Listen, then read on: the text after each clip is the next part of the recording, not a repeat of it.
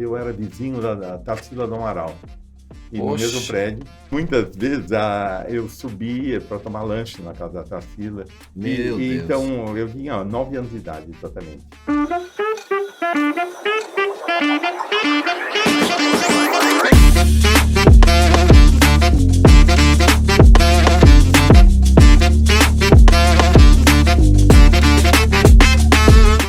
Fala galera, começando aqui mais um Arte SA Podcast. É o podcast que traz a arte mais perto de você. E como que vocês estão? Estão bem? Eu tô bem também.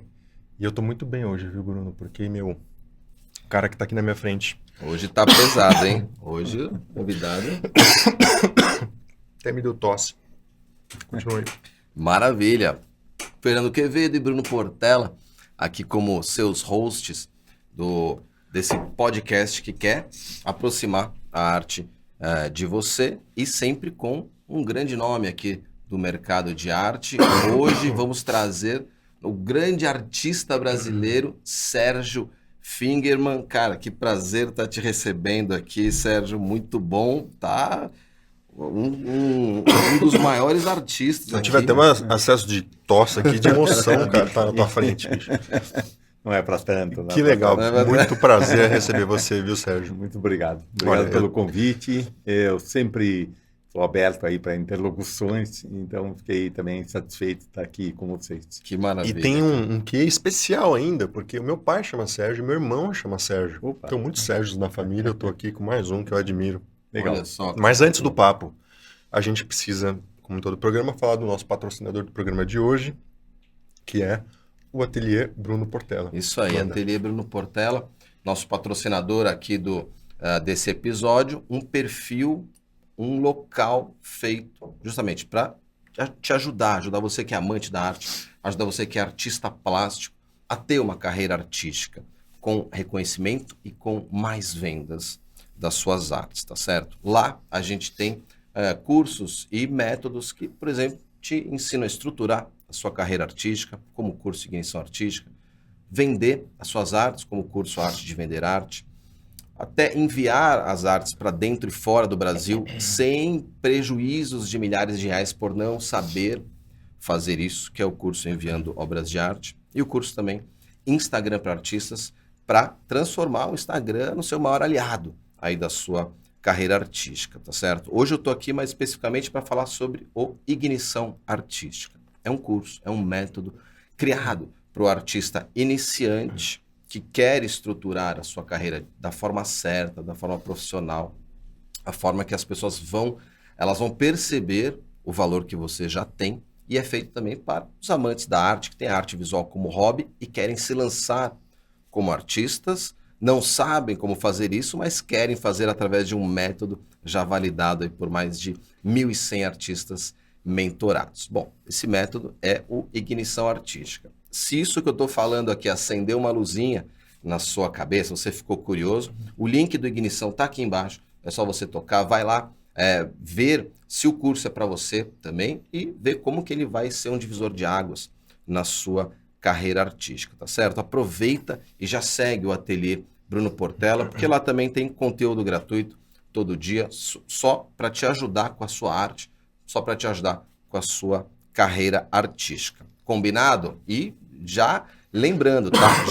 Já segue aqui o podcast Arte SA, porque todos os episódios teremos convidados de peso aqui e neste momento temos um dos maiores representantes da arte brasileira na nossa frente, Sérgio Fingerman, Fingerman com 2 N's, ó, já segue ele aí, @Sérgio Fingerman.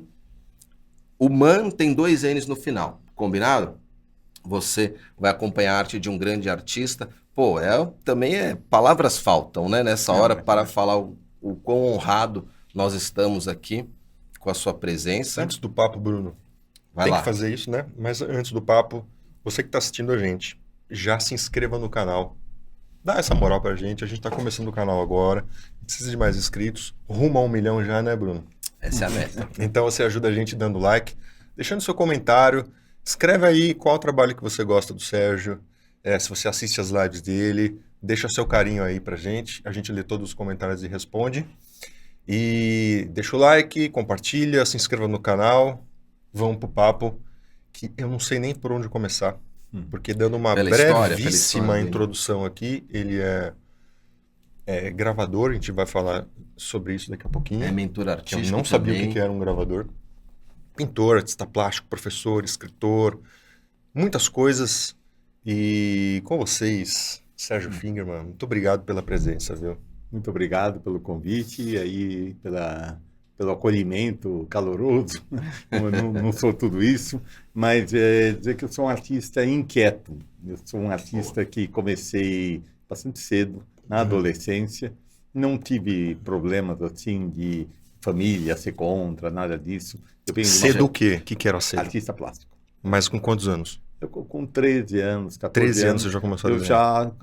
já estava frequentando ateliês Olha com essa idade e tendo uma formação artística, provavelmente porque meu avô foi ator de teatro, minha mãe pianista, pintava um pouco, enfim, não havia, vamos dizer assim, um impedimento familiar para essa orientação, vocação, vamos chamar assim, né? Então foi um processo natural. Eu frequentei diversos ateliês, a minha formação, então ela se deu em ateliê. Eu decidi não fazer faculdade de artes plásticas, eu fiz arquitetura, só faculdade, né? Na USP, e viajei, fiquei um tempo fora, fui para a Itália. Eu fiz um caminho que poucos jovens faziam naquela época, anos 70, anos muito de contestação. A referência, o eixo artístico era muito mais norte-americano. Tá. Mas eu fui para a Europa, fiquei em Veneza, imagina. Nossa, nessa época ainda, pouquíssimas pessoas tinham essa... Então foi muito interessante, porque a minha formação se consolida lá. Assim, era um curso livre, feito pelo presidente da Bienal de Veneza e por alguns artistas locais, que era convidar, era uma residência artística dos jovens frequentadores e dos próprios artistas. Então, foi bastante importante para mim isso também na minha formação. Foi lá que você começou a pintar? Não, eu já pintava desde o comecinho da adolescência. Eu não me lembro não pintar. Olha só. Eu, garotinho, meus pais tinham loja na Avenida São João, e eles não tinham o que fazer comigo, me deixavam na escolinha do MASP. Então, eu frequentei na 7 de abril ainda. O MASP ainda... Tinha uma escolinha do MASP. Não tinha um brinquedão, não tinha um brinquedão, tinha a escolinha do MASP, entendeu? Então, não tinha tablet, tinha tela e tinta. Então, eu frequentei, eu tenho lembranças assim, de frequentar lá. Então, foi um processo, vamos dizer, natural, de desenvolver uma linguagem pessoal, assim, você dominar o ofício, desenhar, pintar. E eu sou um artista, eu nasci em 1953. Então, eu peguei, vamos dizer assim, de adolescência para a vida adulta, assim, um período duro da ditadura. Sim. O meu engajamento político também foi importante. Eu tinha uma militância política universitária, mas nada que superasse a minha investigação artística. Era em paralelo. Então, assim, é engraçado, nunca contaminou a minha temática artística, nunca foi influenciada pelo meu posicionamento político à esquerda, né? Eu sempre fui de esquerda, então nunca ficou tema, nunca tratei dessas questões. A característica do meu trabalho é muito mais poética, lírica, abstrata. Então eu tive formação nos ateliês, vou passando rápido por aí. É engraçado, eu não quis fazer faculdade de artes plásticas, que estavam se consolidando naqueles anos, finalzinho dos anos 60, começo dos anos 1970, as escolas de arte estavam ficando uma referência. Eu visitei... Para você ser artista, você tinha que ser formado numa Não escola necessariamente. Quando a minha formação, não. Não, então, eu isso não é uma escolhi. verdade, mas na época era mais esse caminho. Estava parecendo que seria esse caminho, e eu escolhi não fazer esse caminho.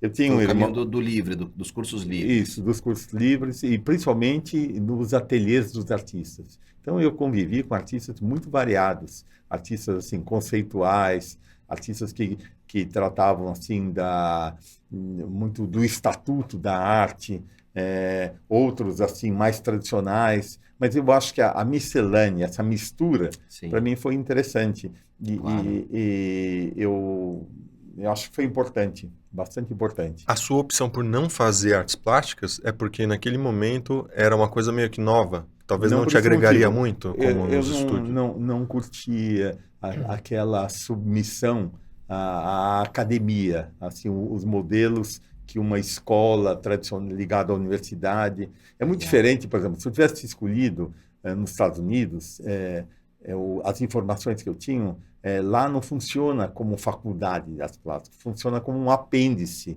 Tá. A universidade tem um departamento de arte que ela funciona de uma maneira mais autônoma, não fica regida É interessante isso, né? pelo Porque aspecto... você não precisa ser formado em artes para ser um artista. Exatamente. Acho que é uma das poucas profissões, né? Isso. E faz sentido isso daí que você falou. A psicanálise também tem essa característica. Olha então, lá. eu me formei nos ateliês, eu diria assim, né? Com artistas muito diferentes, que me davam uma responsabilidade de falar de arte também. Então, tinha, na minha formação, muito encontros com outros artistas periódicos que você apresentava o teu trabalho. Tinha assim, um lanche num sábado à tarde que convidava vários. Então, eles iam. Era um momento também que a gente não falava de mercado de arte, porque para sobreviver, a gente imaginava como uma evolução natural seria você dar aula no seu ateliê. Certo. É curioso. Então, eu desde muito cedo, os artistas com quem eu convivi, isso era como se estivesse passando o bastão, essa atividade você também vai exercer. Então, eu acho que eu assumi um compromisso de encontrar na linguagem oral, assim, o que pode ser dito da experiência da prática artística.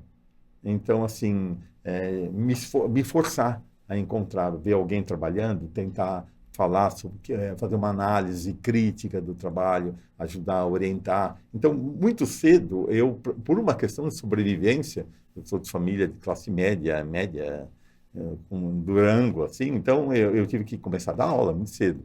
E eu tinha consciência que para montar um ateliê eu não tinha grana, então eu aluguei o ateliê, imediatamente divulguei que tinha modelo vivo no meu ateliê, que tinham algumas técnicas, você não sabe, a gravura em metal, o que é, que eu estava começando. Eu era um garoto. Quantos anos? Eu devia ter 19 anos. Olha! 20. E aí ficou um point, porque como eu oferecia a experiência de desenhar de observação com modelo vivo, 2 dias da semana, onde a pessoa pagava uma taxa e tinha à tarde e à noite essa experiência.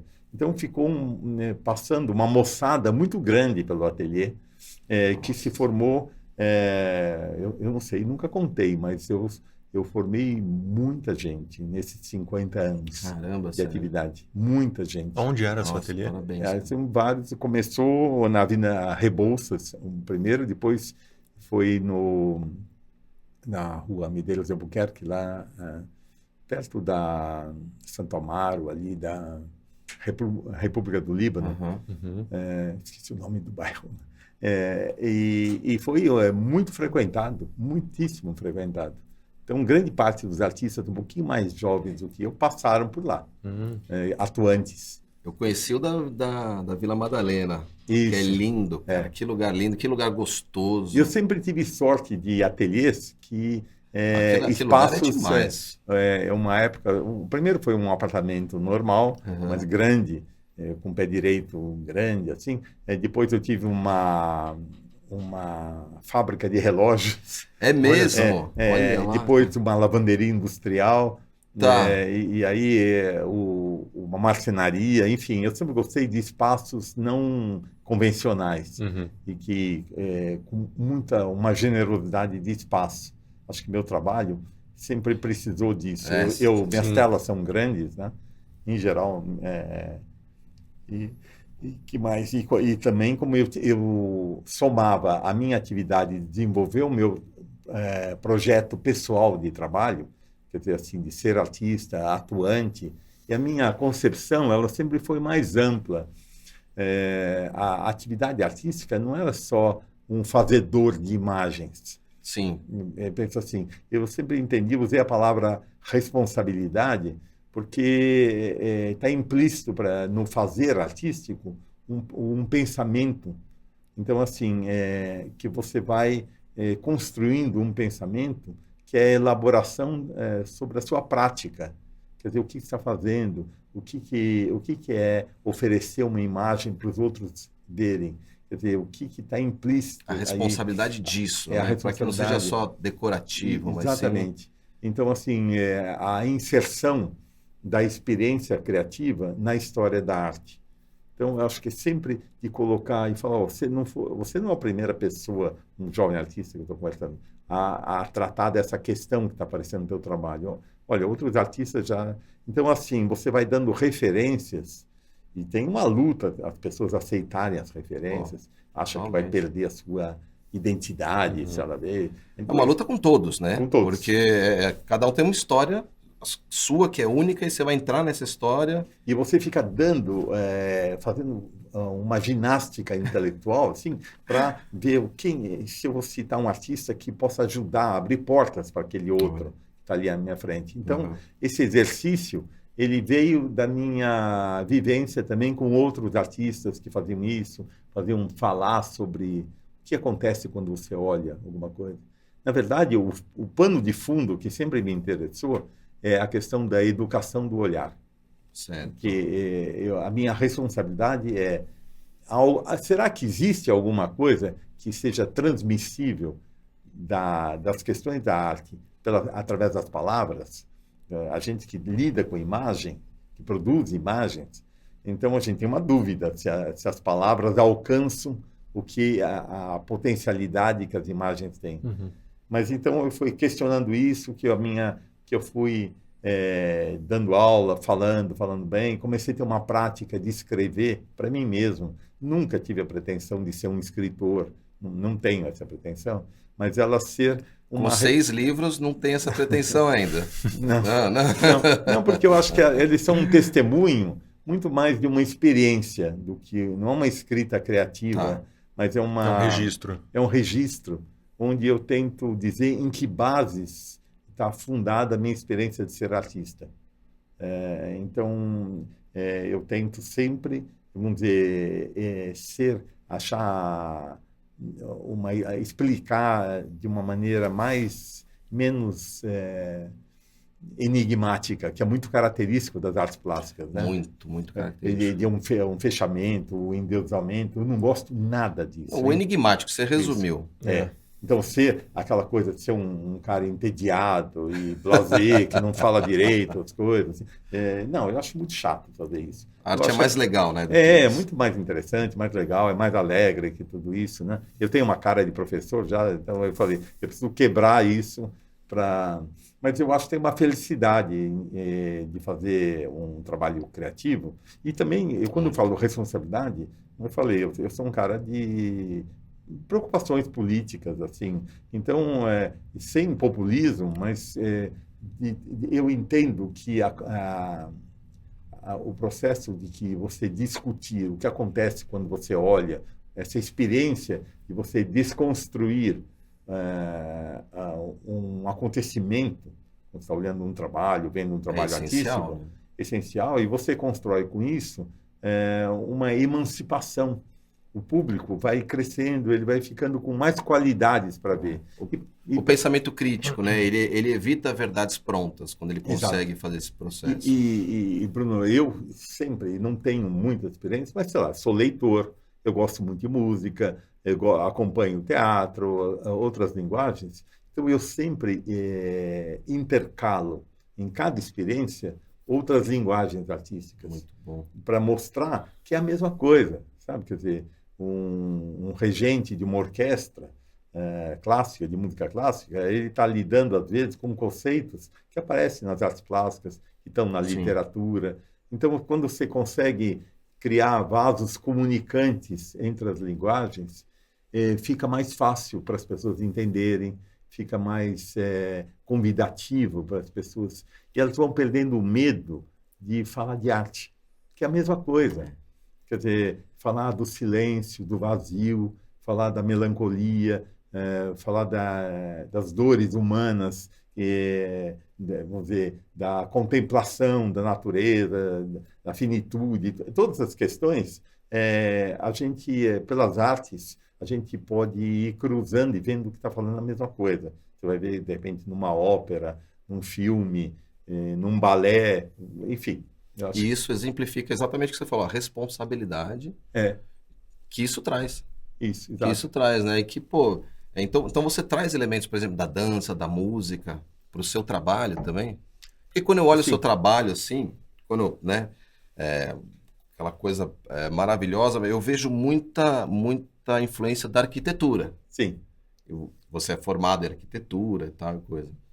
E é legal isso daí que você comentou. Mas você sabe, eu vou te falar de uma outra coisa que eu falo pouco. Eu falei que meu avô foi ator de teatro, meus filhos tiveram uma experiência intensa com teatro, e eu, por diversas circunstâncias, eu sempre gostei dos bastidores, atrás do palco. E tem uma magia para mim, então, mas não só do palco teatral. Eu me lembro que no meu caminho entre a minha casa, quando eu era bem garoto, e a casa dos meus avós, eu cortava caminho para uma igreja. E o padre, ele era até vizinho dos meus avós. Já estou te vendo atrás do púlpito. Isso. Não do púlpito, mas atrás, sabe o que me fascinava? O altar. Então, tinham os cabos de aço que seguravam o altar, as vigas, os andaimes que estavam atrás. E eu olhava, de um lado, você tinha um sonho, a fantasia que a religião dava, né? As pessoas entrarem naquela atmosfera onírica, né? De um altar. Uhum. E do outro lado, eu via toda a construção do sonho. Para que o sonho fosse possível. Então, perambulando por ali, perambulando pelas coxias do teatro, eu acho que meu assunto vem não tanto da arquitetura, mas dos restos de cenários de teatro que às vezes ficavam empilhados. De repente, um pedaço de um cenário que compunha uma peça de teatro, uma cadeira, uma poltrona, uma escada, criava para mim uma fantasia. Então, eu ia juntando pedaços de diversas peças de teatro que estavam lá meio jogadas e que compuseram sempre o meu universo, vamos dizer, poético. Eu acho que, no meu trabalho, eu sempre procurei pôr em cena o estranhamento. O estranhamento que é você olhar... Você tem alguma coisa que é como opera a poesia. A poesia é uma associação, às vezes, de palavras, de conceitos opostos. Sei lá, se eu posso falar assim, lua amarga, ninguém tem uma experiência gustativa com a lua. Mas, assim, às vezes ela ganha uma potência de eu falar. Se a noite fosse água. Se a noite fosse água. Que é o título que eu escolhi de um livro, né? Tirando de um poema do Mário de Andrade, Meditações sobre o Tietê. Eu sempre achei que não quer dizer nada, se noite fosse água, essa suposição que só o poeta pode se permitir, né? Se uma coisa fosse outra. Essa é a brincadeira do Mário de Andrade, né? Onde ele, sei lá, viaja numa sensação de crepúsculo. Meditações sobre o Tietê é um poema melancólico, que tem, assim, você não consegue nem saber exatamente do que ele está falando. Ele está falando da vida. Mas eu acho que esse caráter de enigma, de jogo, sempre me interessou em arte. Não sei se eu estou falando demais. Não, cara, é como se fosse olhar a arte de uma tapeçaria pelo lado do avesso. Isso. Que você vê, não entende nada, você vê todo o caos. A hora que você vira, tem a construção, né? Isso. Me interessa sempre a construção do sonhar, não do sonho. Que quando eu falo os andaimes, os cabos de aço. É o que torna possível o espetáculo, né? Isso. E aquilo, de alguma forma, às vezes é esquecido, às vezes não. Sei lá, um diretor pode estar montando uma peça do Shakespeare, mas ele pode olhar e de repente ver que a faxineira lá do teatro esqueceu a vassoura, o balde e uma escada ali que ela estava usando para limpeza. De repente ele pode incluir aquilo na peça. Não estava previsto. É o defeito que vira efeito. Exato. E eu acho que o artista, ele trabalha e constrói um território onde ele está atento às surpresas. Aquilo Sim. que não tinha destino. Incorporar aquilo que não tinha destino certo, que não era só o desejo dele. Eu cito muito que a escritora Clarice Lispector, ela, acho que era num conto, já não me lembro mais aonde que eu li isso dela, que ela falava assim que um poeta, sempre é o artista, né? Se tivesse que dizer o que é um espelho, ele precisa fazer um jejum de si mesmo. Olha que coisa mais bonita. Pera, repete, vamos entender essa frase. Como Então, é que assim, é? se alguém tem que... O poeta, o artista, Certo. né? Se ele tiver que dizer para as outras pessoas o que é um espelho, então você vai falar, é uma superfície, sei lá, plana ou convexa, côncava, enfim, é uma superfície que reflete exatamente o que está frontal a essa superfície. Mas para fazer isso, o poeta tem que fazer um jejum de si mesmo, porque senão ele vai ver a imagem dele dentro do espelho. Uhum. E ele não vai ver o que o espelho é. Então, eu entendo que a posição artística, ela joga muito com isso, com essa subtração de subjetividade para potencializar essa objetiva experiência, mas é de uma outra ordem, ela é mais sofisticada, que não é uma narrativa só desse eu, que é uma visão muito romântica. Então, eu acho que quem trabalha com arte, eu não sei se ficou claro, eu acho que ele está sempre fazendo construindo sentidos e desconstruindo também. Então, é uma operação dialética que vai acontecendo ao mesmo tempo. Então, assim, você vê uma coisa, eu posso ver um copo aqui, mas ao mesmo tempo eu vejo o copo de outros ângulos, eu vou desconstruindo, porque a soma de várias visões é que vão me dar a noção mais profunda, mais inteira, né, dessa experiência do olhar. Eu entendo o que você está falando. O artista está questionando os limites, também os rótulos. E questionando e desconstruindo esses limites, você cria novos rótulos, então você cria novas objetividades. Então é um trabalho de ponta, né, Sérgio? A gente traz, o artista traz esse pensamento novo através da arte. Por isso há essa responsabilidade de trazer uma dialética no trabalho, e para que essa dialética seja objetiva, você tem que questionar o limite. Isso. E você tem que, de novo, a questão narcísica, tomar cuidado. Não é nada inaugural com você. O mundo é mundo há muito tempo. Sim. Então, já teve muita gente... Bom lembrar disso, né? Já teve muita gente antes de você que pensou essas questões.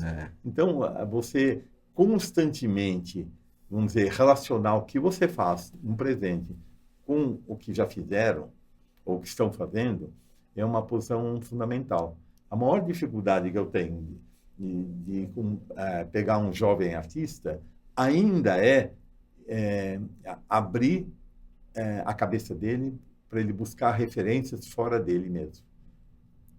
Ele olhar o mundo, olhar a história da arte, né, e perceber. Eu tenho uma visão bastante crítica do que tem acontecido, que eu acho que o fenômeno das grandes pinturas na cidade, o grafite, são coisas diferentes. O grafite, essas pinturas murais, às vezes elas têm uma qualidade ilustrativa. Eu acho que falta, a meu ver, uma experiência mais profunda que transforme... Não estou generalizando, hein? Claro. Mas eu acho que às vezes elas estão empobrecidas porque faltam referências. elas têm a favor delas a questão da escala, a escala urbana, que eu acho muito incrível. Dá um impacto. Dá um impacto. Às vezes a materialidade da imagem está resolvida porque é pintado em superfícies variadas, paredes chapiscadas, paredes tijolo, enfim, você tem essa materialidade. Mas às vezes o que é feito é da ordem da ilustração, que não é menos, mas não é exatamente a questão da arte. A questão da arte, ela abre para o assunto da arte não é exatamente a imagem. Sim. Mas é alguma coisa que leva à imagem. A imagem é um instrumento daquilo que o artista quer trazer, né? Exatamente. Pô, e se tudo, então... Se nada é inaugural com você, né? É bom o artista entender isso. Nada está acontecendo a primeira vez com você. Tem sempre alguém que já pensou nisso, na história da arte. Como que o artista, então, cria um trabalho original? Hoje em dia. Ele vai criar de um atrito. Primeiro, ele não sabe se é original ou não. Ele é novo, mas não é original, né? Aquela coisa. E também que a gente também nem sabe se é novo. Tá. A gente vai fazendo, é um fazer sem destino. É louco isso, né? Porque eu acordo, eu não posso ter a garantia de que eu sou artista. Eu não vou escovar os dentes, me olho no espelho. Eu tenho dúvida. Artista. Eu tenho dúvida. É intrínseco. Será que eu vou fracassar hoje também? Eu me falo isso. Então, a gente tem uma carga, é uma visão até romântica. Assim, muito. Dura. Mas eu acho que o trabalho, ele se constrói ao longo da vida. A gente só não tem garantias nenhuma de que você é artista, que você vai conseguir mostrar seu trabalho na potência que você gostaria, na inteireza desse trabalho. São apostas que você faz e você leva isso para a vida. A dica é fazer testes, experimentos, produzir, deixar...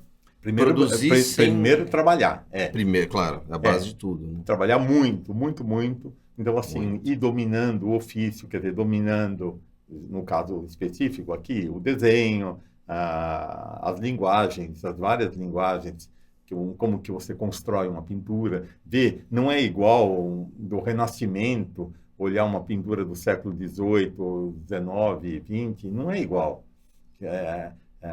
A conceituação era diferente.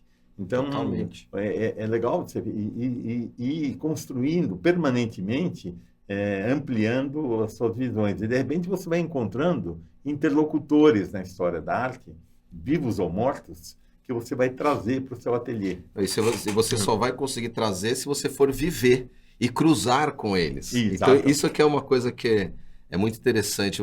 Não é que você vai fazer isso para atingir aquilo, não. Você vai se expor a um ambiente. Que nem você, quando criança, você estava num ambiente das coxias, de trás do palco, que te inspirou e te levou para a arte. É se colocar num ambiente que vai trazer essas oportunidades. Mas você falou, né? Pô, será que eu vou fracassar hoje de novo? Isso é um dilema existencial. Né? Você fala, pô, bicho, eu não vou ser artista, não. Vou largar isso aqui, né? Vou jogar boliche. Vou fazer outra coisa. Sérgio, mas uma coisa que, só completando, mas uma coisa que me ajuda muito com esse raciocínio é que, sim, você vai falhar. Você vai falhar todo dia, repetidas vezes, né? Uma coisa ou outra você vai acertar. E é aquilo que vai se destacar. Mas a falha, ela não ela não está pro outro lado do sucesso. Ela é o meio do caminho para aquele acerto. Ela é parte do processo. Ela é parte, ela é necessária. Se você não está falhando, você não está fazendo. Não queira acertar de prima, não queira... Você precisa falhar e ela faz parte do processo. Ela está no meio do caminho. Então isso me dá um alento toda vez que eu acordo e falo, meu Deus, vamos lá. Sim. Mais um dia, né? Você tem 50 anos de carreira, né? Sim. Que você mexe com arte. E você ainda não se considera um artista? Ou você está se tornando um artista sempre? Não, eu me considero artista, sim. Eu me considero, não sei quando. Isso mas quando eu olho para trás, quer dizer, eu tenho um percurso longo. Uhum. Eu pinto talvez nas individuais do BASP, talvez você tinha tido essa certeza, né? Não, talvez, mas a gente tem é como o Bruno falou, a gente acorda todo dia, assim, é engraçado, quando eu vou dormir, eu trabalhei o dia todo, assim, às vezes eu estou achando que eu fiz um trabalho incrível, né? No dia seguinte você entra no ateliê, você olha e fala, mas é isso? O que aconteceu de um processo que eu fui seduzido por mim mesmo, sabe, assim? O que aconteceu? Que eu me enganei, eu olho, não tem nada no trabalho. Um dia antes fazia todo sentido. Nossa, eu estava me achando o rei da cocada, né? Então, eu vejo que isso se repete sempre. Agora, a insistência, a repetição, são questões que fundamentam a construção de um trabalho. Assim, se eu não fizer isso, eu tenho que me perguntar, se eu não fizer isso, eu estou morto. Uhum. Uma parte importante da minha vida não está acontecendo. Então, eu preciso fazer com a garantia que eu vou vender ou não vou vender, que vão gostar ou não vão gostar, entendeu? Eu tenho... Quer dizer, quando você olha o mundo, quando eu falei assim, atualmente eu acordo, que você olha, tem questões políticas terríveis que o Brasil passou, né, nos últimos anos de governo, onde a boçalidade gerou mortes, desconstruiu o país, né, de uma série de estruturas que estavam ali, a gente às vezes acorda deprimido, né? Mas eu tenho uma questão de crença, de continuidade, quer dizer, além do meu próprio trabalho, além da minha sobrevivência, eu sempre me coloquei à disposição e pertenci ao Conselho dos Museus. Eu fiz parte do Conselho Administrativo, Conselho Artístico do Museu. De quais museus? Por exemplo, a Pinacoteca. Fiquei 9 anos na Pinacoteca. Nossa, é o que eu mais gosto. É um trabalho, você não recebe nada por isso, não é remunerado, tá. Onde você ajuda a pensar a instituição, pensar na programação, como que ela lida com a coleção que ela formou ao longo do tempo, como que ela tem a interlocução com a sociedade, o papel político dela. Então, eu sempre achei que isso faz parte da minha atividade. Sim. Faz parte de formar artistas novos. Quer dizer, eu artista, eu respondo, eu acho que eu sou artista, sim, eu tenho atuado há muitos anos nisso, formado outros artistas e tenho construído o meu próprio trabalho. Uhum. A questão, para mim, a mais importante é do meu próprio trabalho. Uhum. Tenho deixado livros como testemunhos da minha visão artística, né? Mas eu acho que as coisas têm mudado com uma velocidade muito grande. O mundo ele está acelerado e nem sempre a gente dá conta de tantas transformações, né? Eu, pessoalmente, a gente vive numa crise, é uma crise do capitalismo, onde a questão artística, qual o lugar que ela é dado? A questão do mercado, ela veio e ela contaminou, ela envenenou muito. Virou um ingrediente da pintura, o mercado. Inclusive, o mercado e o tempo. Isso, e mudou, Bruno, mudou inclusive o vocabulário. Eu sou de uma geração que, em hipótese alguma, a gente falaria assim, e você tem produzido? A palavra produção não se usava. Eu falava, você tem trabalhado. Mas não era entendido uma atividade, a criação não era entendido como produto. É engraçado isso, né? Tanto é que o caminho normal era você dar aula, né? Como você comentou. Você tem trabalhado. O mercado, assim, ele aconteceu bem em paralelo com a minha... eu acho que não tinha 8 ou 10 galerias no estado de São Paulo quando eu comecei, imagina. É muito louco. Então, você tinha como possibilidade, um jovem artista, tinha os salões de arte de São Paulo, do interior, de outras cidades, de outros estados, que você ficava participando e você ia ganhando uma visibilidade para o circuito da arte. Aí falava, já vi o trabalho desse cara no salão de Campinas, no salão de Ribeirão Preto. Esse era um questionamento que a gente estava tendo, né? Como é que era o mercado de arte há 40, 50 anos atrás, né? E você está falando para a gente... Eu vou te contar uma curiosidade. Eu morava em Higienópolis, eu era vizinho da Tarsila do Amaral, e no mesmo prédio. E eu, garoto... Sérgio Fingerman, vizinho da Tarsila do Amaral.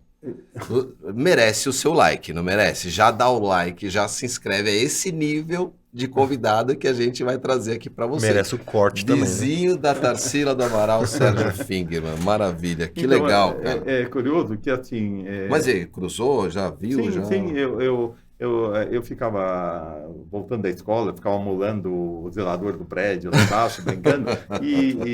Quer dizer, antes de artista era arteiro, né? Muitas vezes eu subia para tomar lanche na casa da Tarsila. Meu Deus. Então, eu tinha 9 anos de idade, exatamente. Tá. E é curioso que... Ela já estava pintando. Não, ela já era uma senhora de 60, quase 70 anos, né? Já era uma modernista consagrada. Não, era uma artista, sim, consagrada, mas o que eu queria dizer que naqueles anos 1970, não, 60, 65, 64, por aí, 65, na minha infância, todas as pinturas famosas dela estavam na casa dela, não tinha vendido, não tinha mercado. Tá. Então, o colecionismo, existiam algumas pessoas que eram uma elite de uma elite. Então, não havia, no convívio, quer dizer, isso como reforça para mim a ideia de que eu ia dar aula como artista. Porque se a Tarsila não tinha vendido, aquelas obras que eram importantes do momento, mais importante do modernismo, estavam todas na casa dela. Né? Eu me lembro as poucas famílias colecionadoras que tinham e que frequentavam. O resto, havia uma dificuldade de vender isso, hein? Caramba, o que tinha lá? O Abapuru? O Abapuru tinha tudo. Operários. Os operários. Ela tinha todas as obras da década de 1920, as mais importantes, estão todas lá na casa. Eu convivi até... foi só no finzinho da vida dela que ela começou a vender. Então, isso coloca que o mercado é muito mais recente. Por exemplo, naquele momento, começaram a aparecer uns leilões de arte que traziam o pré-modernismo também. O Eliseu Visconti trazia o Guild, apresentavam também que a história não é bem assim do modernismo. Nós temos uma história narrada por São Paulo. O modernismo que estava acontecendo no Rio de Janeiro, que estava acontecendo no Nordeste brasileiro, não foi bem narrado. Assim, havia uma narração da elite. Parece que o modernismo começa em São Paulo com a Semana de 22, não é verdade? Não, né? O modernismo estava acontecendo já na década de 10 no Rio de Janeiro. Você vê artistas... Então, essa questão tem uma questão ideológica por trás. Quer dizer, a exposição de Anita Malfatti em 1917 não foi a primeira modernista, então? Não.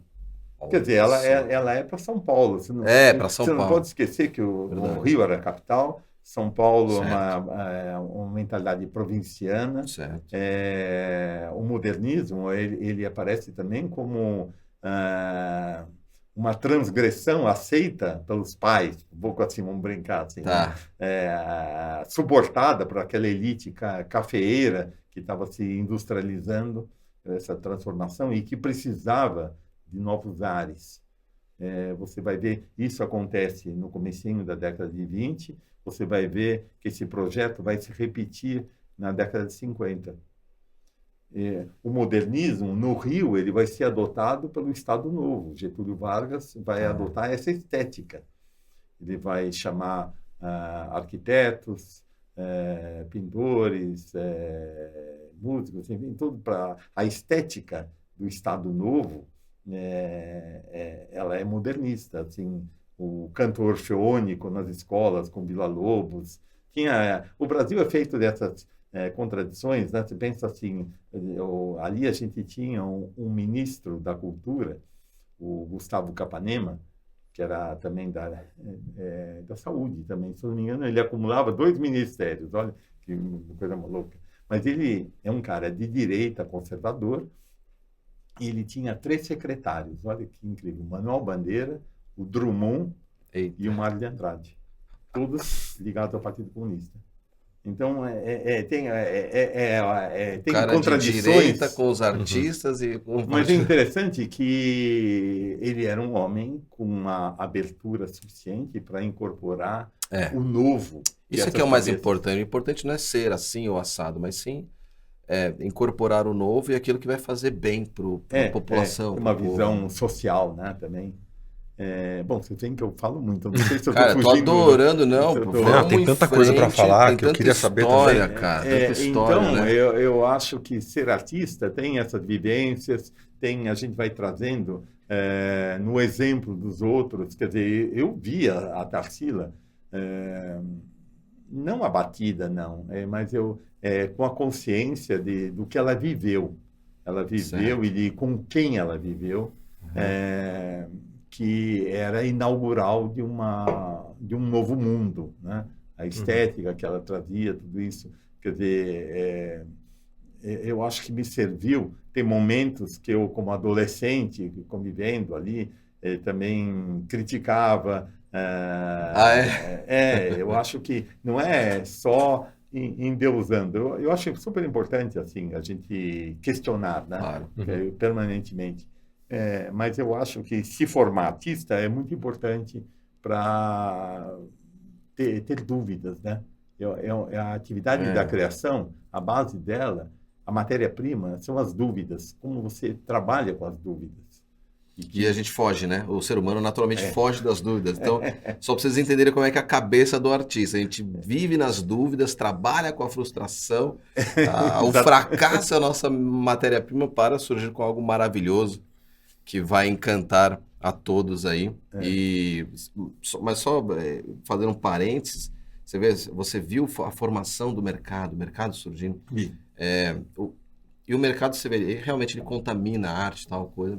Mas nunca é uma coisa só, né? Ele contamina ao mesmo tempo que ele possibilita mais pessoas viverem de arte também, né? Também, então a gente vê que o mercado, ele ajudou, vamos dizer, a criar uma narrativa cultural, uma memória, quer dizer, assim, ele atualizou as questões, ele tirou um pouco a poeira que tinha do colecionismo.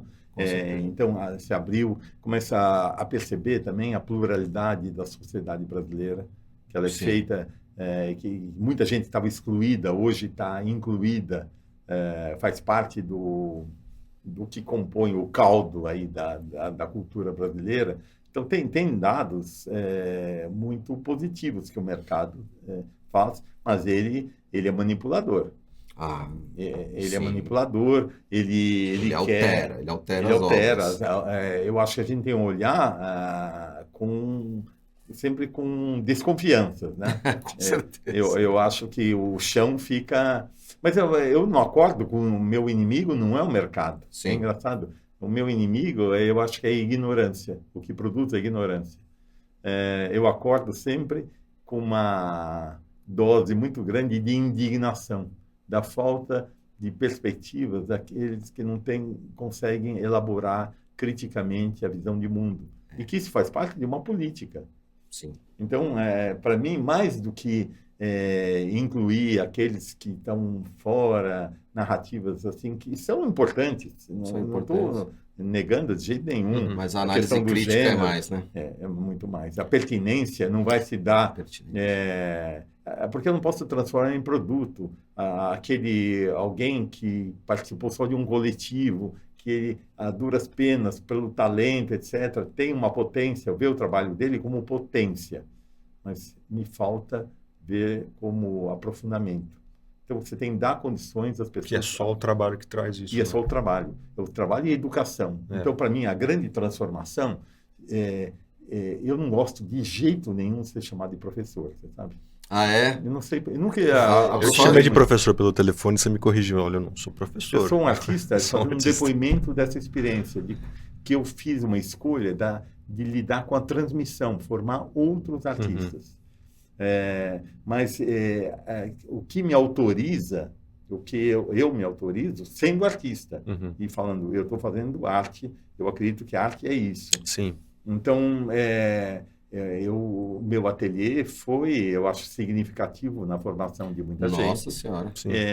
E depois, você sabe que no período da pandemia, eu tive uma experiência muito curiosa para você ver, assim, a gente levou um susto, todos Sim. nós levamos, Sim. quanto tempo que aquilo ia levar, a pandemia... A gente não tinha ideia de não quando tinha ia acabar, ideia, né? E aí levei um susto financeiramente, já o mercado estava num período um pouco difícil, as vendas, e assim eu falei, meu Deus, o que eu vou fazer? E é engraçado que me ocorreu a partir da experiência da minha filha, que tem um curso de francês, que faz muito sucesso na internet, chamado Avec Elisa. Avec Elisa. Ela já tem ela completou essa semana 500 mil de seguidores. Nossa. O Uau. curso de francês é muito grande. E aí ela me forçou. Eu comecei a fazer lives. Aí você veio para o digital. Foi lá que você começou nas lives, então. E começou a ter uma audiência muito grande. Que eu levei um susto, porque quando eu olhei, eu falei, mas eu estava falando que variava assim de 80, 90 pessoas a 150 cada dia. No ao vivo. É muito. E depois, como essas lives ficam guardadas Vai aumentando. no IGTV, aí eu olhava, já estava 1.000, 2.000 pessoas dali 10 dias. E aí eu falei, estranho que... É óbvio que eu não tenho esse público todo, não é artista. Mas eu falei, sem querer, eu vi que eu estava atingindo, sendo uma interlocução. Sim. Eu fiquei muito feliz. Quando eu comecei a ser impactado pelo seu conteúdo, a gente já se conhecia de 2019, né? Que a gente foi expor juntos lá em Maceió, foi uma honra tremenda. No Salão de Artes. No Salão de Artes lá de Maceió, curadoria do Fred Correia. E a gente terminou o salão e aí começou a pandemia, inclusive atrapalhou o retorno das nossas obras ali, então a gente viveu esse comecinho junto. E aí fiquei feliz, cara, quando eu comecei a receber os seus criativos, os seus materiais na internet, eu falei, pô, cara, que demais, e cara. E aquilo de uma maneira precária, né? Eu abrindo um livro da minha casa, abrindo uma intimidade, para tentando falar o que está envolvido no fazer artístico. Tentar, vamos dizer assim, mostrar as bases com que um artista trabalha. Quer dizer, como que ele procura, vamos dizer, a tradição, a história da arte, como que ele vai se formando, desmistificando. Desmistificando, E você sabe desatando os nós por trás da você sabe que uma coxinha coisa que eu ali. nunca falei, vou falar aqui. Manda bala. Eu me surpreendo sempre com o silêncio do meio artístico. Os críticos nunca falaram nada disso, dessa minha... Porque eu não estou pedindo louros nem nada, mas perceber que eu fiz uma coisa bastante inédita e que tem milhares de seguidores. Então, assim, é muito difícil, seja na universidade, as falas dos meus colegas, críticos de arte, mesmo artistas, elas atingem tão pouca gente, e de repente, eu não sei o que é, mas assim, talvez por intuição eu tenha sacado alguma coisa, uma maneira de falar de arte que agregue, que faça com que as pessoas não tenham vergonha de falar, eu não entendo nada disso. Então, começou a ter muitos seguidores e que eu precisei me reinventar. Eu precisei inventar um curso. Se você me falasse um curso de pintura online, eu acharia que era picaretagem. Imagina. Mas, de repente, eu fiz e deu muito certo. E ajudou mais gente ainda, né? Mais gente. Aí, de repente, eu criei uma comunidade das pessoas que já fizeram. De repente, já tem mais de 1.000 pessoas. Então, de repente, tem alguma coisa que é possível você transmitir, sair do pedestal, totalmente, começar a falar. Você vê aí, desculpa, é a questão da ignorância, né? Eu tô puxando aquilo que você o desconhecimento do novo.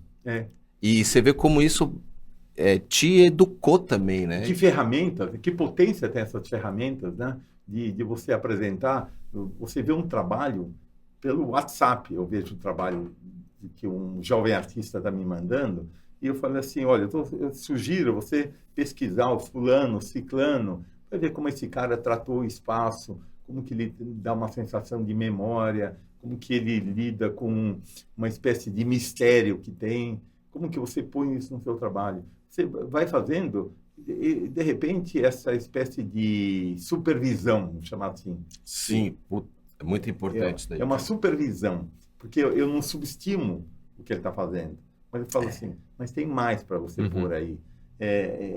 Eu acho que começa a abrir possibilidades que as pessoas vão embora. E muito da originalidade do trabalho do artista surge e ele não percebe, porque é natural dele.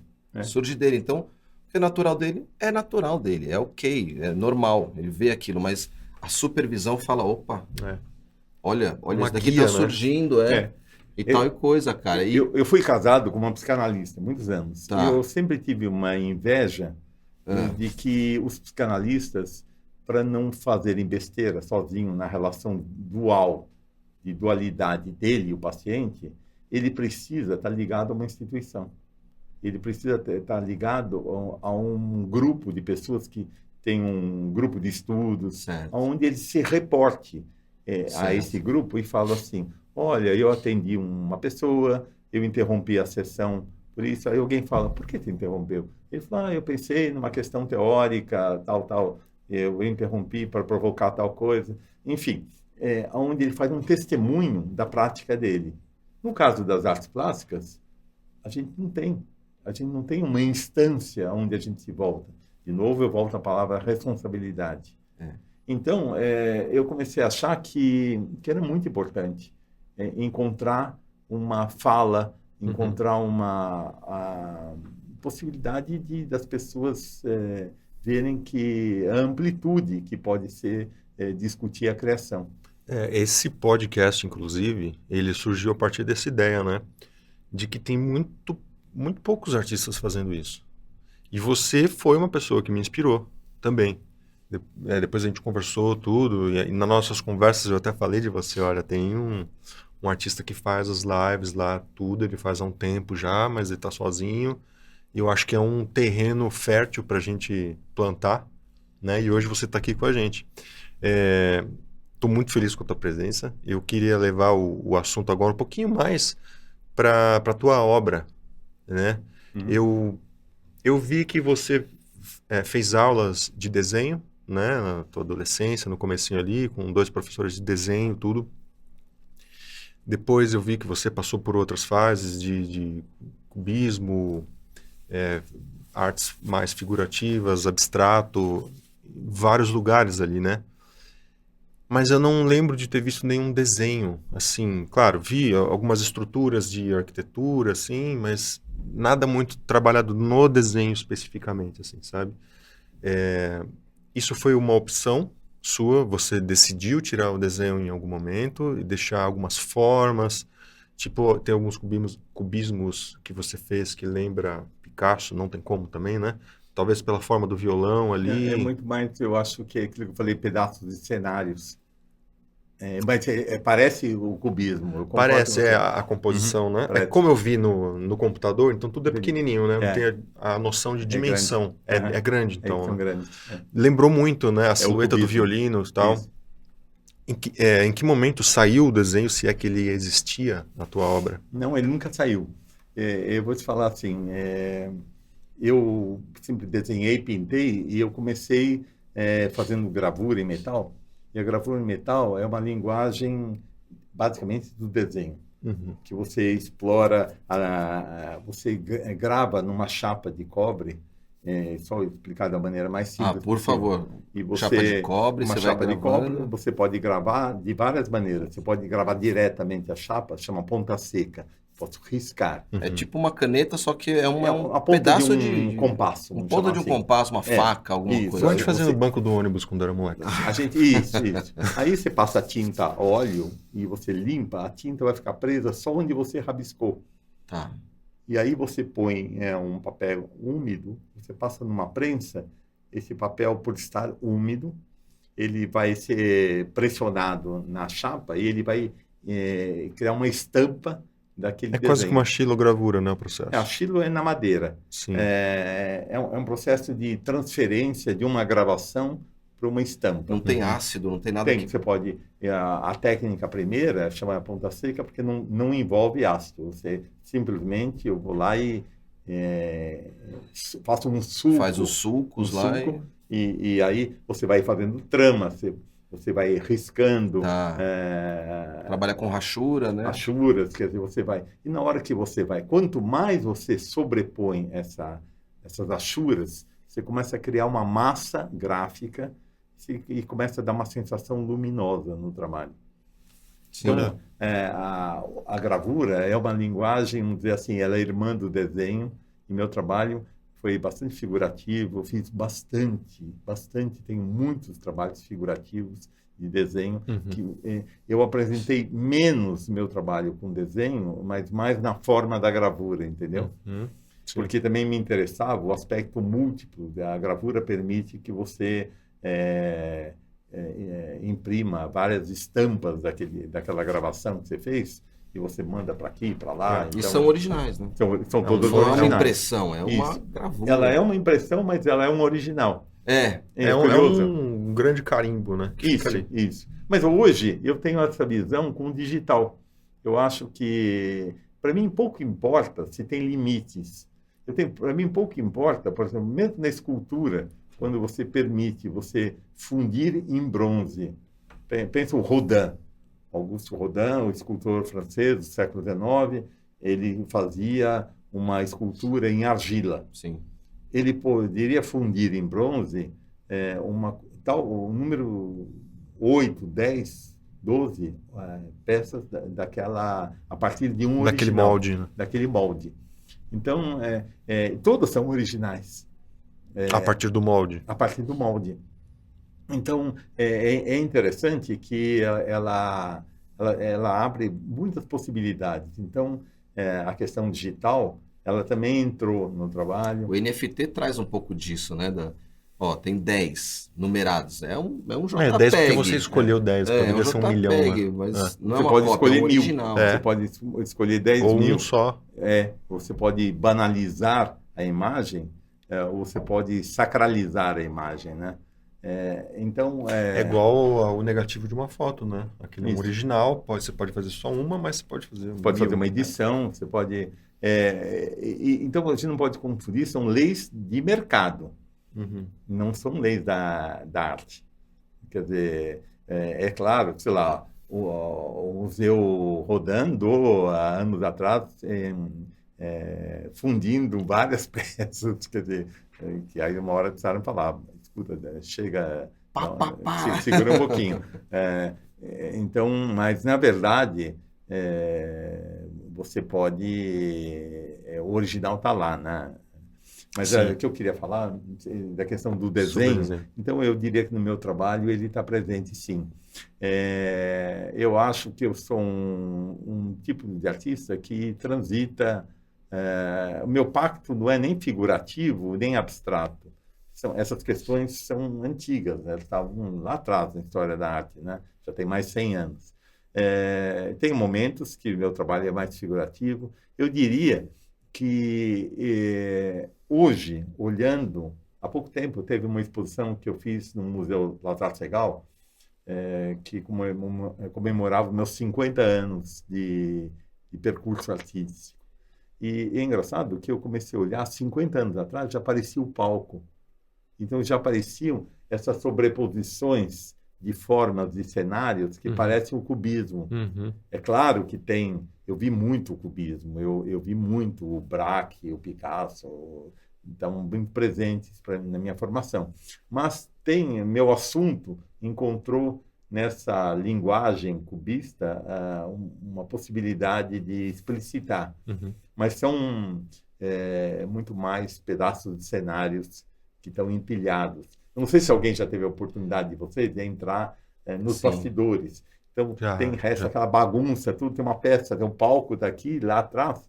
E eu adorava passear por isso. Até hoje eu gosto muito. De repente tem um pedaço do cenário, tem uma árvore, tem uma casa. Aí, de repente, tem a roupa de uma princesa ali jogada, tem uma poltrona. Quer dizer, de repente, você constrói um enredo pelos fragmentos. Cara, que demais. Essa história eu não sabia. Sim, quando você fala disso, fica muito claro na sua arte essa sobreposição de coisas e de materiais também, de técnicas que você faz. E olha como você está contando essa história que você lembra com tanta nostalgia, É, né, do teatro. o teatro como uma experiência de representação. Sabe Sim, assim, é uma experiência diária, onde o ator vai falar o mesmo texto, mas não é igual. Cada dia é uma representação. Então, o que que é a arte do teatro? O que que é a arte plástica? Esse questionamento que me move, né? Então, eu fiz, sei lá, quando eu fiz no Museu Lazar Segal ano passado, a exposição, apareceu muito o desenho também. Eu não diferencio muito o desenho. Na minha formação, o desenho, os artistas com quem eu estudei eram bastante formais. Uhum. Então, apresentar um desenho não só como esboço, desígnio, mas assim como uma coisa finalizada. Uma exibição de técnica. No meu caso, o desenho ele é um instrumento de pensamento. Uhum. Eu acho que eu De penso perspectiva, de de composição, tudo, eu penso desenhando. E eu acho que é claro que a arquitetura, você mencionou que ela está muito presente no meu trabalho. agora eu estou vendo mais a sobreposição de cenários. Isso, você sabe que eu não vejo tanto.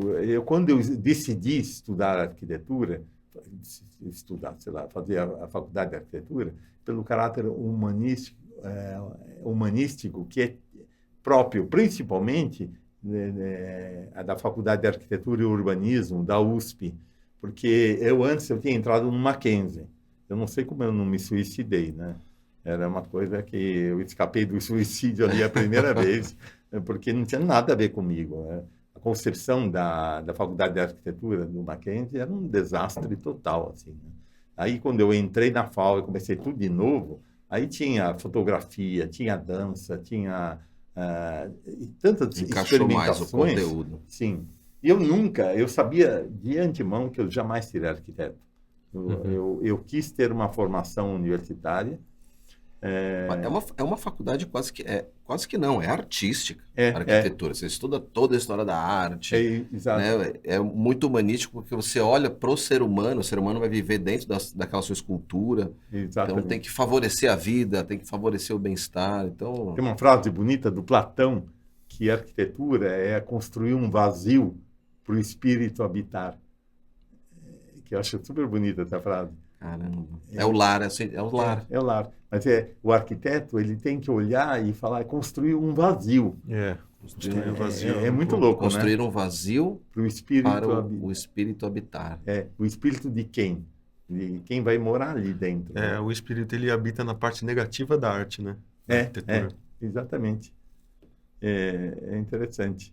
Mas então, eu sempre pintei, então fiz desenho, gravura, nunca fiz esculturas.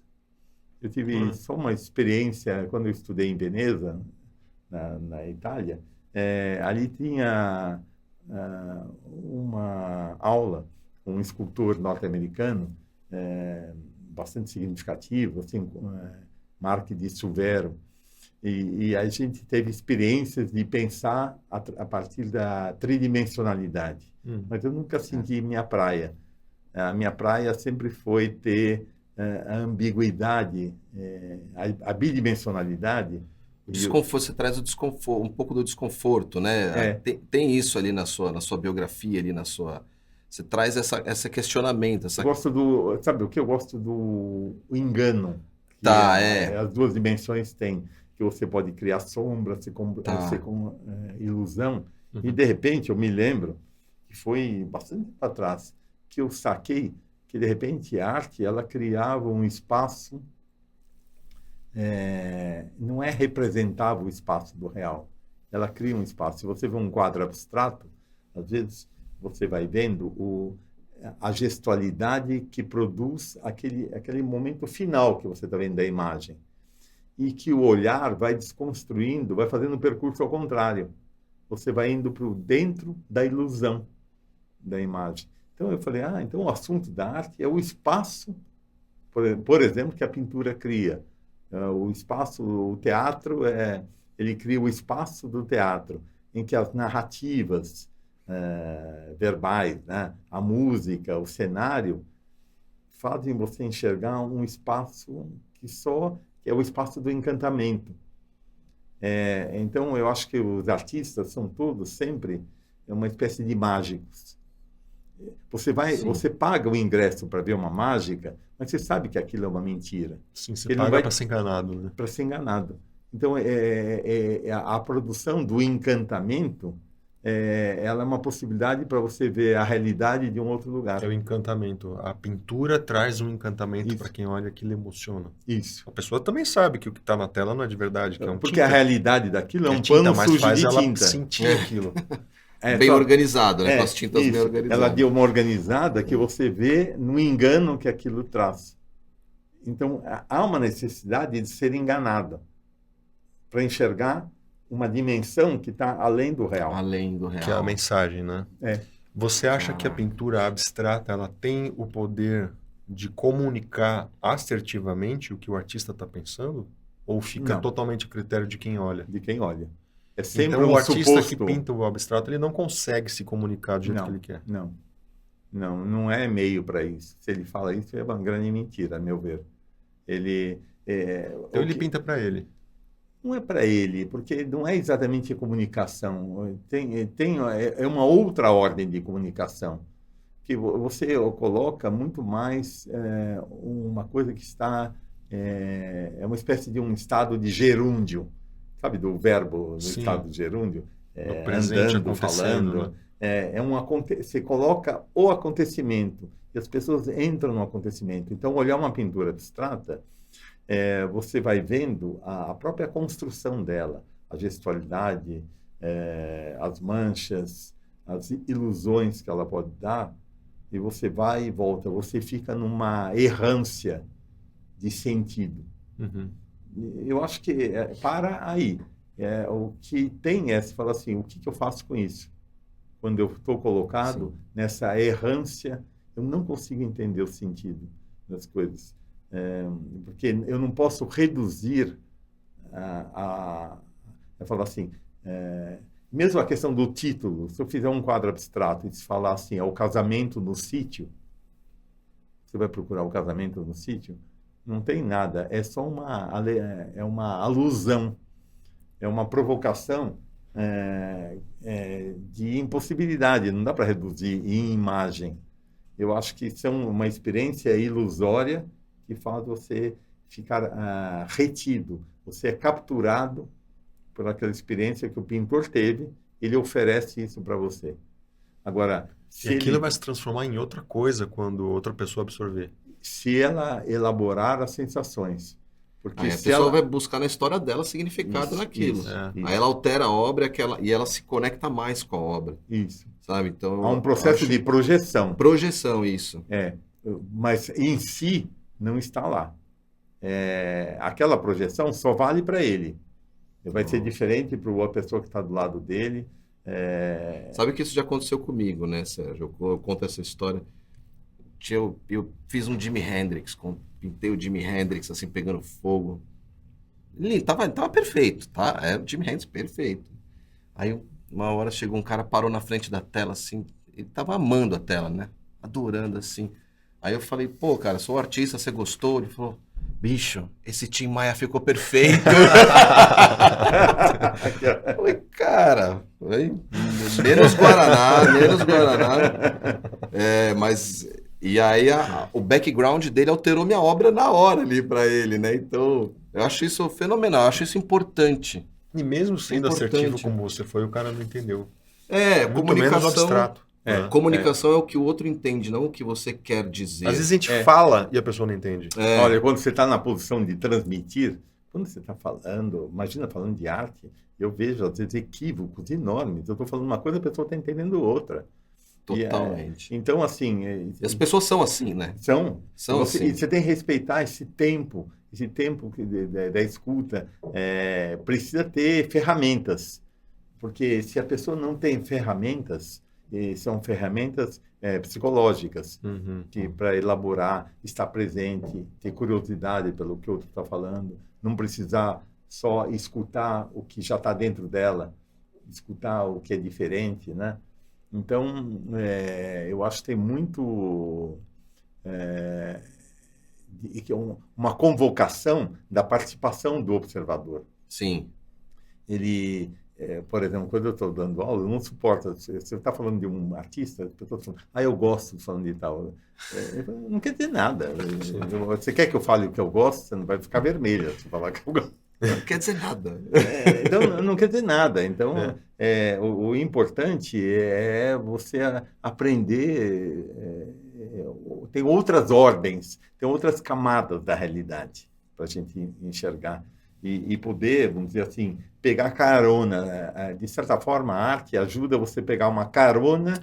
Sim. Onde você projeta a sua visão de mundo. Você vai ver um filme, você vai se desestabilizando, porque o personagem você achava que ele era de um jeito, ele é de outro. E a história, você vai colocado em confronto com uma coisa que... Você fala, mas afinal, o filme é sobre o que exatamente? Então, é interessante que você vai sendo enredado. Você se deixa ser conduzido, né? Isso. Por uma outra ideia de uma outra pessoa. Isso. Que é muito difícil. Então, eu acho muito importante. Então, voltando para mim, eu sou um artista que acho que eu tenho um pacto poético, assim. Eu gosto que meus trabalhos aprisionem, criem uma atmosfera de sonho. Você já falou que é mestre nisso, em fazer isso, em ensinar isso. Então, para quem quiser ter essa viagem com as suas obras, ser guiado por essa regressão ou por tudo que a gente falou agora, onde que o pessoal... Eu fui, por exemplo, no Instituto Santander. Estava lá, Sérgio Fingerman, lá. Quem quiser ver suas obras hoje e ter toda essa experiência que a gente falou aqui agora, onde que eles podem... Bom, a internet eu acho que no Google, claro, no ao Pinterest, vivo, vai. Quer dizer, ao vivo. Galeria... eu trabalho Galeria, eu trabalho na Dan Galeria há muitos Galeria. anos. É uma galeria que a gente tem uma parceria, Legal. que eles mostram o meu trabalho. Aqui funciona muito, artistas assim, mais velhos como eu, Jovens há mais tempo. Jovens há mais tempo. Ele dá uma espécie de fidelidade. Eu estou há 25 anos com essa galeria.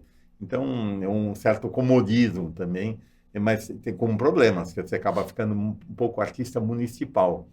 Preciso tomar cuidado, então expor em museus, aqui e ali, para não ficar um artista municipal de São Paulo. Claro. Eu tenho que ser um artista brasileiro.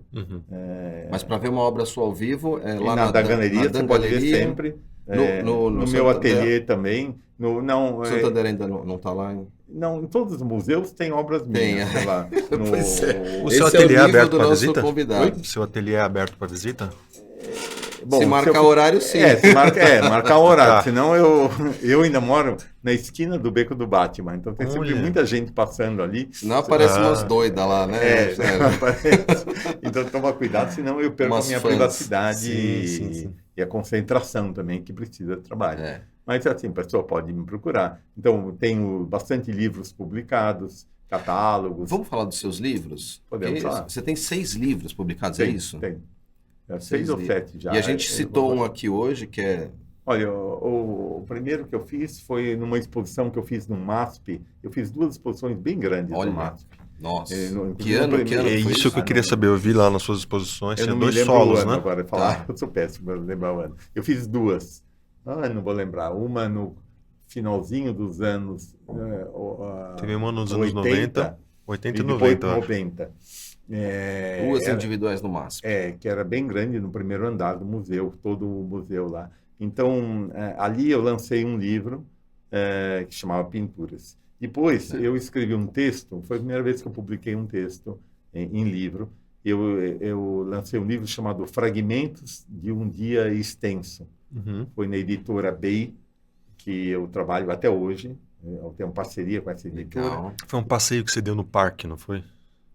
No Parque do Ibirapuera. Isso, Fragmentos é o nome de uma série de gravuras, de desenhos que eu fiz, que eu dei esse nome. Que começava... O livro é diferente disso? O livro trata um texto, não exatamente sobre, mas envolve isso. Né? Começava dizendo a lembrança de um dia. Que aconteceu, uma casualidade. Eu tinha, passeando no Ibirapuera, eu devia ter sei lá, 18 anos, assim, eu achei uma borboleta morta, muito bonita. Eu peguei, pus numa caixinha e guardei numa escrivaninha do meu quarto. E ficou anos aquilo. Passo muitos anos, assim, eu nem lembrava que tinha isso, uma caixinha de charuto, assim, de madeirinha. Uhum. Quando eu abri, anos depois, eu olhei e falei, nossa, que linda essa borboleta. Ela estava intacta, a borboleta. E aí eu falei, eu comecei a lembrar como que eu peguei, então eu comecei a lembrar daquele dia. Uhum. Eu comecei a fazer imagens que me lembravam meu passeio pelo Ibirapuera, um estado melancólico que eu estava. Então eu fui olhando os signos do Parque Ibirapuera, construindo uma falsa memória, entendeu? E aí eu chamei de fragmentos de um dia extenso que anos depois eu escrevo um texto de reflexão sobre arte, e que eu dei de novo esse título, e aí Entendi. apareceu. Então, esse livro, depois desse livro, eu lancei um que era uma exposição que eu fiz na Pinacoteca de São Paulo, Poxa. grande também, que era uma exposição que chamava Elogios ao Silêncio e Outros Escritos. Esse elogio ao silêncio vem de uma conversa que eu estava tendo com o maestro John Nashlin, Sim. da USESP, que me pediu que eu pintasse as capas do que seriam a gravação dos CDs das 9 sinfonias do Beethoven.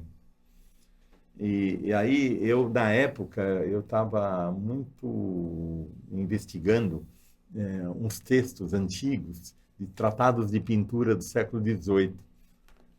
Tratados de pintura. Que eram as Lá de academias. 1700 e Um não sei pouco, quanto. E aí eu fiz uma série de pinturas que têm a ver com esses tratados, assim, o elogio. Foi assim, nesses textos aparecia uma discussão de que a imagem tinha mais potência do que o som, do que a poesia, do que a música, enfim, eram tratados da época da retórica e que me sugeriam pinturas. Eu fiz uma série de pinturas. Isso, assim, parece um doido, porque ninguém estava entendendo quando eu fiz isso, mas que eu entendi aquilo como fábulas da arte. Então, essa exposição aconteceu aqui, na Pinacoteca, aconteceu no Museu Nacional de Belas Artes do Rio de Janeiro e aconteceu no Museu Oscar Niemeyer de Curitiba.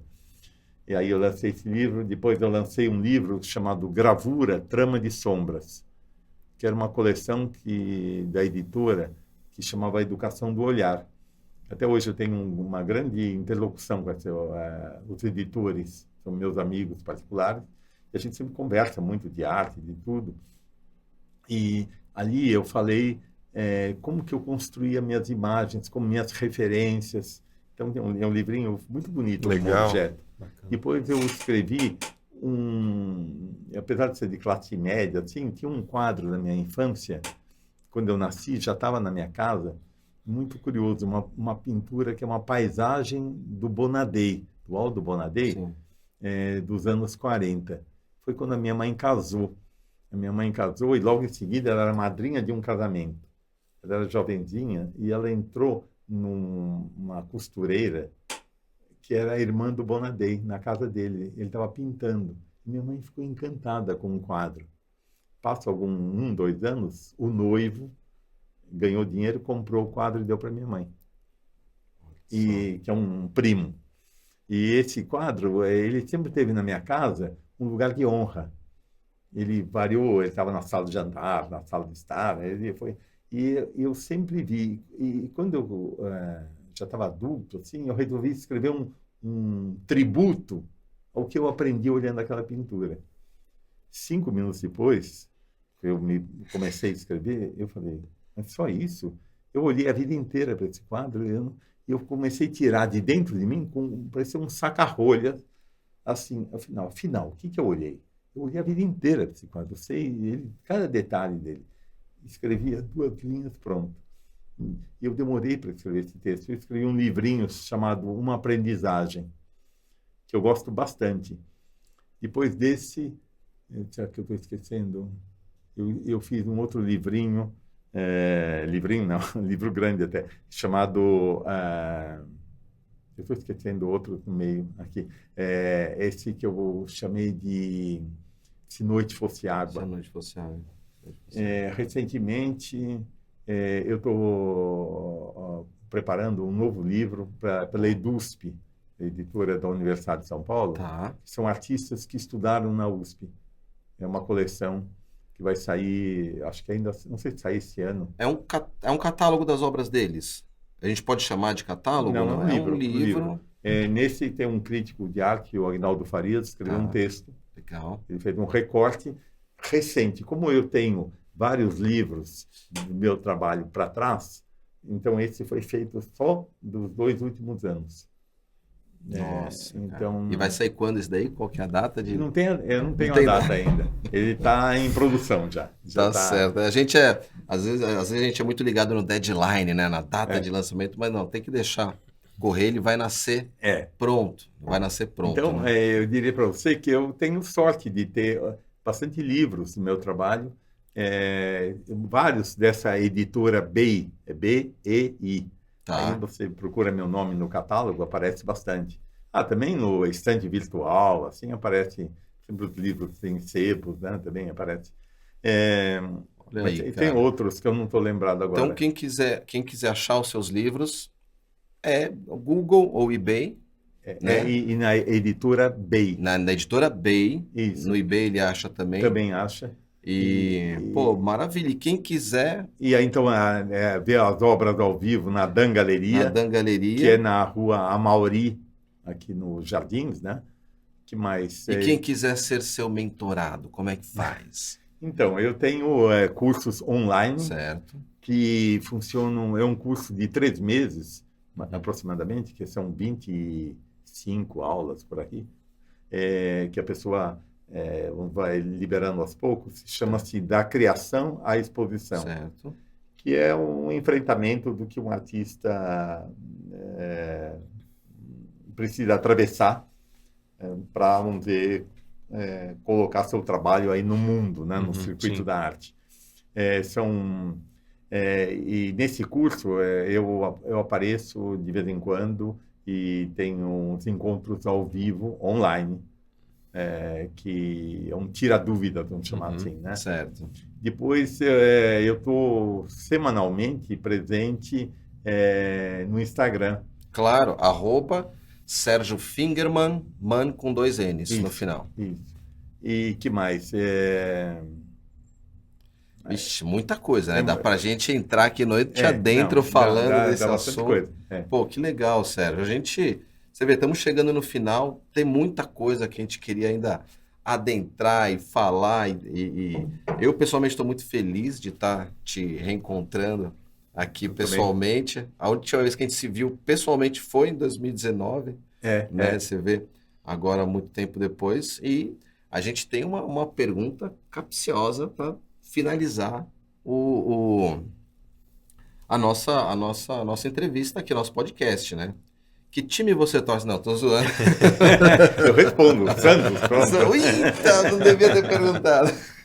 Ninguém é perfeito, né? Cara, a gente termina o podcast perguntando o que é arte para os nossos convidados. Então, o que é arte para Sérgio Fingerman? É uma pergunta difícil, né?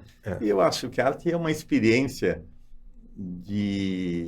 que ela oferece uma espécie de... Você pode pegar carona na experiência do outro. Ela é uma transformação da matéria, é uma transformação que acontece e que você, olhando tudo que aconteceu, você sai enriquecido.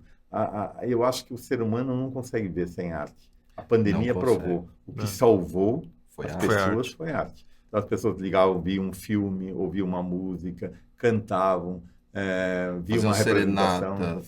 Cozinhavam, dançavam. Isso. O que manteve as pessoas na sanidade, elas poderiam até sobreviver, mas talvez não tão bem, né? É isso. Então, eu acho que a arte ela tem um papel assim importantíssimo de salvaguardar o humano dentro do capitalismo. Então, ela devolve o humano para nós mesmos, sabe? Assim, ela te lembra que você é humano, com todas as fragilidades que está implícita essa percepção. Então, a arte, para mim, é uma ferramenta de libertação e de emancipação. social. Muito bom, cara. Você tem Muito sempre bom. essa abordagem também psicológica, filosófica, né? É, Você vê acho que emancipação, libertação. é. É legal essa Onde abordagem. você vai assumir a responsabilidade de ser humano. De ser humano. Olha, Eu pô, acho que- cara, acho que essa frase fecha com chave de ouro, né? Terminar no ponto alto da conversa, né? Pô, maravilha. Galera, gostaram do nosso bate-papo aqui com o grande Sérgio Fingerman? Então, ó, já deixa o like, já se inscreve. Sérgio, um abraço, um Muito beijo obrigado, gigante viu? para Super você. obrigado. Foi aí. muito boa a conversa, muito Foi legal. um prazer estar com vocês e a gente vai se encontrar muitas vezes. Não aí. tirei Nossa, nem um velho. décimo das minhas dúvidas, o que quer dizer que a gente precisa E eu? conversar de E o novo. que eu que faço com as voltar. minhas dúvidas? Ah, então a a gente gente vai vai fazer marcar criação. A gente tem que Faz fazer- uma tela, faz uma É isso, a gente pintura. faz uma pintura. Eu acho que a gente faz alguma coisa, né? Sim, que legal, cara. É isso. Muito obrigado mesmo. E pessoal que está assistindo aí, não se esqueça de dar o like nesse vídeo. Dá agora o like, antes que vocês fechem a aba aí, se inscreve no canal, liga o sininho de notificações, coloca aí no comentário eu gostei desse podcast, porque o Sérgio falou isso e aquilo, escreve aí o que você quiser. E a gente se encontra no próximo podcast, na próxima conversa. Valeu, Isso aí. gente. Valeu. Obrigado. Thank you.